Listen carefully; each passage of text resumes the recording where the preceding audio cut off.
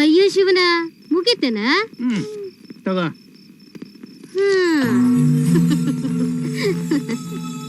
ಮತ್ತ ನಮ್ಮನ್ನ ಕರ್ಸ್ರಿ ಶೆಟ್ರ. ಅಲ್ರಿ ಇವ್ರಗ ಉಳ್ಳಾಗಡ್ಡಿ ಏನಾರ ತರ್ಲೇನ? ಅಲ್ಲ, ಒಂದೋ ಸರಿ ನೋಡೋದಕ್ಕ ಬೇಹೋಶ ಆಗ್ತಾನವ. ಇನ್ನು ನೀ ಉಳ್ಳಾಗಡ್ಡಿ ವಾಸನೆ ತೋರಿಸಿ ಎದ್ದು ಮತ್ತೊಮ್ಮೆನಾರ ನೋಡಿದಂದ್ರ ಸತ್ತ ಹೋಗ್ತಾನ.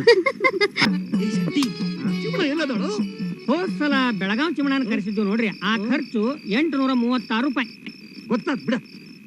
ಮತ್ತ ಈ ಸಲ ಈಕಿನ ಕರೆಸಿದ್ವಲ್ಲ, ಅದು 953 ರೂಪಾಯಿ. ಬಡ್ಡಿ 152 ರೂಪಾಯಿ. ಒಟ್ಟು ಎಲ್ಲಾ ಕೂಡಿ 1941 ರೂಪಾಯಿ.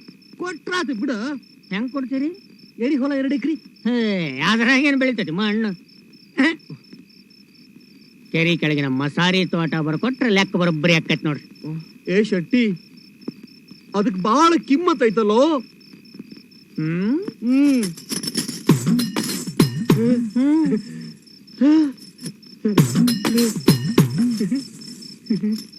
ಇನ್ನು ಮುಂದು ಕೊಡುವುದು ತಗೊಳ್ಳೋದು ಇದ್ದ ಇರ್ತೈತಲ್ರಿ ಮಹಾರಾಜ್ರ. ಮೊದಲ ಈ ಹಾಳಿ ಮ್ಯಾಲ ಒಂದು ಸೈ ಒಗೀರಿ ನೋಡೂನು. ಮೊದಲು ಅದನ್ನ ನೋಡೂನು. ಮೊದಲ ಇದನ್ನ ಮಾಡ್ರಿ, ಅದು ಸಿಗತೈತಿ.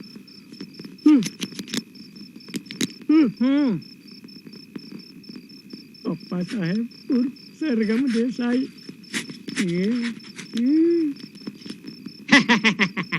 ಇನ್ನ ಈಗ ಅಂಕದ ಪರದೆ ಮ್ಯಾಲ ಹೇಳಕ್ ಅಡ್ಡಿ ಇಲ್ಲ.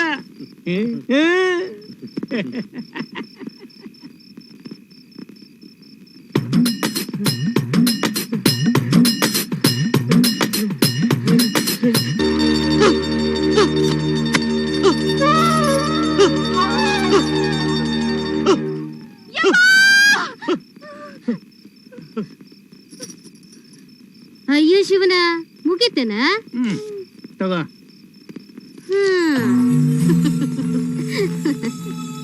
ಮತ್ತ ನಮ್ಮನ್ನ ಕರ್ಸ್ರಿ ಶೆಟ್ರ.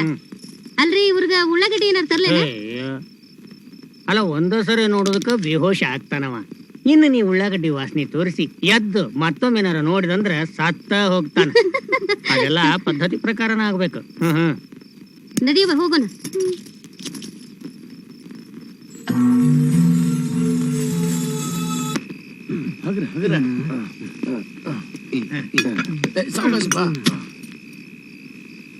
ಶರಣ್ರಿ ದೊರೆಸಾನಿಯವರ.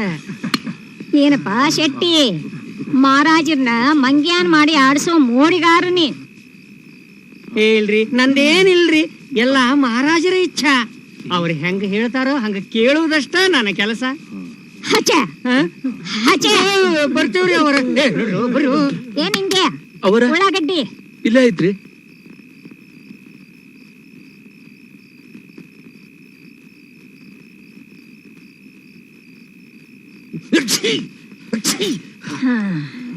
ಎಚ್ಚರಾತು ನನ್ನ ಮಗನ. ಮಾತೃಶ್ರೀ ಅವರು, ನೀವು ಮಲಗಲಿಲ್ಲೇನು? ಹೂನಪ್ಪ, ಮಲಗ್ತೀನಿ.